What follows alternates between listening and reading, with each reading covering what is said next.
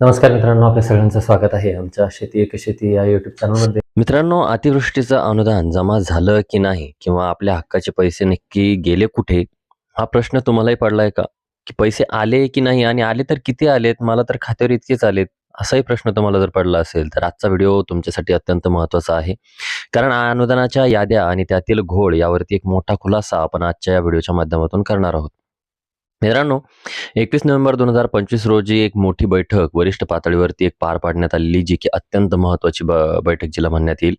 या बैठकीत सर्व जिल्हाधिकारी असतील, विभागीय आयुक्त असतील आणि तहसीलदार जे काही असतील, तर हे सर्वजण उपस्थित होते. या बैठकीचा मुख्य उद्देश होता अनुदान वितरणाला गती देणं. सरकारने आता स्पष्ट निर्देश दिलेले आहेत, की ज्या भागातील शेतकरी बांधवांचं अनुदान वाटप बाकी आहे, ते तात्काळ पूर्ण करा.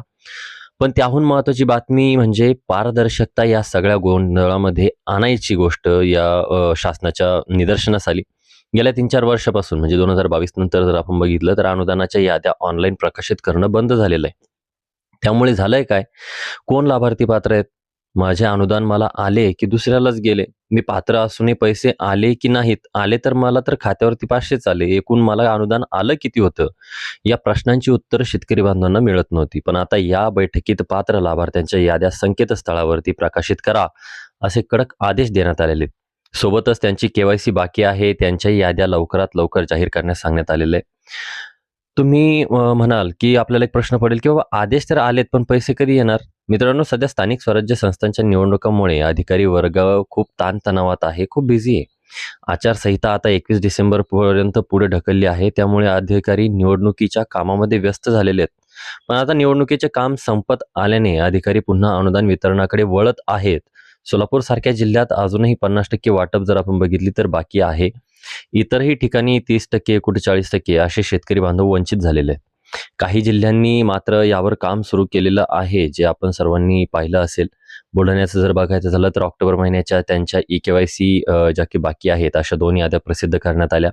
यवतमाळबद्दल बोलायचं झालं तर 19 नोव्हेंबर 2025 रोजी सर्व 16 तालुक्यांची ई-केवायसी पेंडिंग यादी जाहीर करण्यात आलेली होती.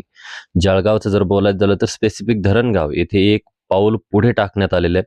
24 नोव्हेंबरला ज्यांना पैसे मिळाले त्या लाभार्थ्यांची यादी प्रसिद्ध केलेली आहे. कोणाला किती पैसे मिळाले हे आता लपून त्या ठिकाणी राहिलेलं नाही.